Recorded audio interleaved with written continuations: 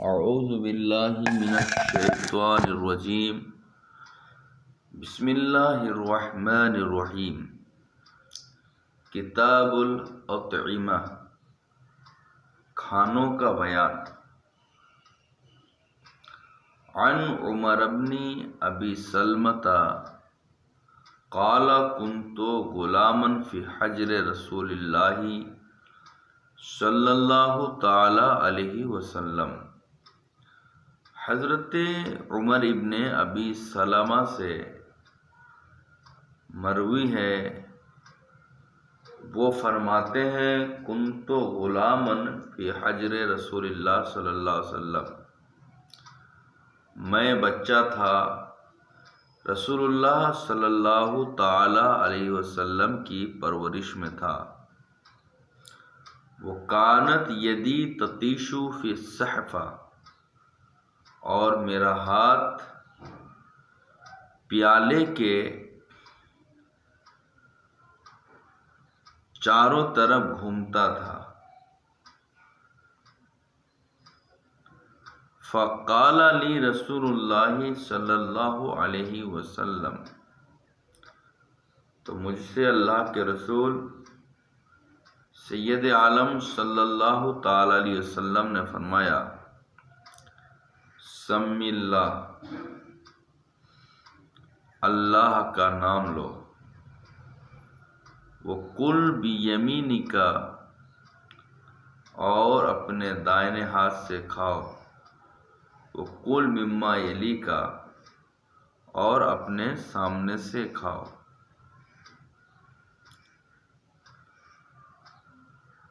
اس سے معلوم ہوا کہ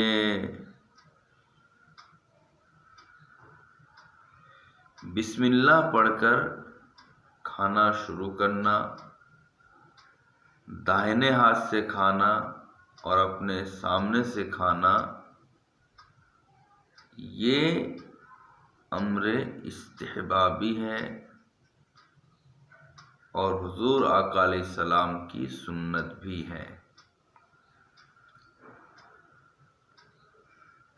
بعض ائمہ کے یہاں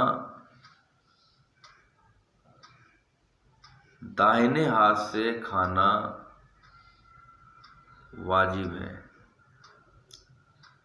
خیال رہے کہ ہر چیز پیتے وقت بھی بسم اللہ پڑھے اور دائنے ہاتھ سے پیے، یہ سنت ہے۔ یعنی جس طرح دائنے ہاتھ سے کھانا سنت ہے، یوں ہی دائنے ہاتھ سے پینا بھی سنت ہے۔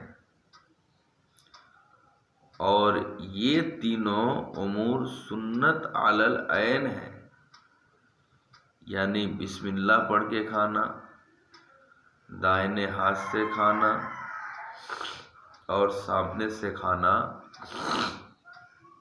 یہ تینوں امور سنت علی العین ہے۔ سنت علی العین کا مطلب کیا ہے؟ اس کا مطلب ہے کہ اگر جماعت میں سے صرف ایک آدمی کر لے تو کافی نہیں۔ مثال کے طور پر اگر ہم 4-5 آدمی کھانے بیٹھے ہیں، ان میں سے کسی ایک نے بسم اللہ پڑھ لیا، دائنے ہاتھ سے کھا لیا اور سامنے سے کھایا، تو یہ پوری جماعت کے لیے کافی نہیں ہے، بلکہ ہر ایک کو بسم اللہ پڑھنا چاہیے، دائنے ہاتھ سے کھانا چاہیے اور سامنے سے کھانا چاہیے۔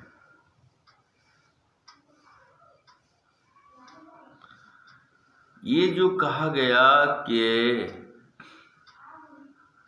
دائنے ہاتھ سے کھائیں اور سامنے سے کھائیں، یعنی جو کھانا آپ کے سامنے رکھا ہوا ہے اسی کھانے کو کھانے کے لیے کہا گیا ہے۔ یہاں مسئلہ یہ ہے کہ اگر ایک پلیٹ میں، ایک پیالے میں، ایک برتن میں ایک طرح کا کھانا نہ ہو یا ایک طرح کا پھل نہ ہو، متعدد قسم کے پھل ہوں، مثال کے طور پر ایک بڑے برتن میں آم بھی ہے، سیب بھی ہے، انگور بھی ہے، کھجور بھی ہے۔ اگر ہمارے سامنے آم ہے اور دوسرے کی طرف سیب ہے، تو کیا اس وقت بھی ہم صرف وہی آم ہی کھائیں گے جو ہمارے سامنے ہے، یا ہم ہاتھ کو اپنے چاروں طرف بڑھا کر کھائیں گے جو شوق ہوگا؟ تو اس کا حکم ہے کہ جو حضور آقا علیہ السلام نے فرمایا کہ سامنے سے کھاؤ، آقا کا یہ فرمان اس صورت میں ہے جب ایک طرح کا کھانا ہو، اور اگر پیالے میں متعدد قسم کے کھانے ہیں، مٹھائیاں ہیں، پھل ہیں، تو ایسی صورت میں جہاں سے چاہے کھا لے، کوئی حرج نہیں ہے۔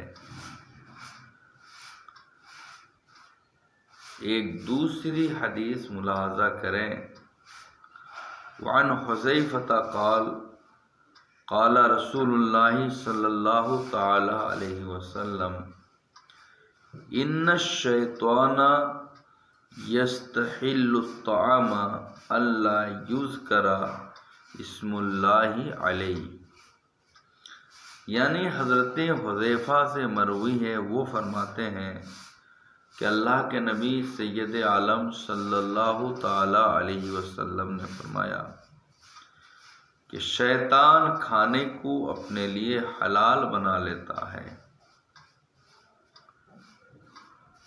اس بنا پر کہ اس پر بسم اللہ نہ پڑھی جائے۔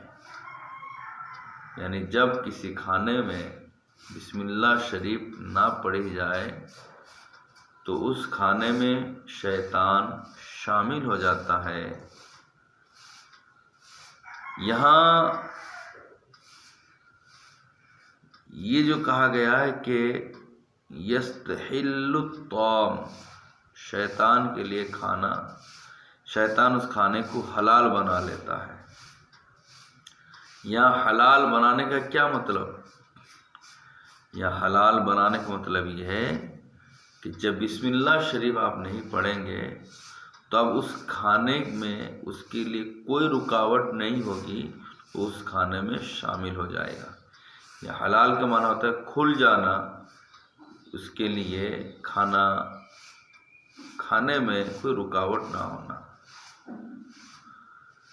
دوسری بات جو یہاں شیطان کا لفظ آیا ہے، یہاں شیطان سے کون شیطان مراد ہے؟ تو یہاں شیطان سے مراد قرین ہے، جو ہر انسان کے ساتھ رہتا ہے، یعنی بسم اللہ نہ پڑھنے والے کے ساتھ کھانا کھانے پر یہ شیطان قادر ہو جاتا ہے۔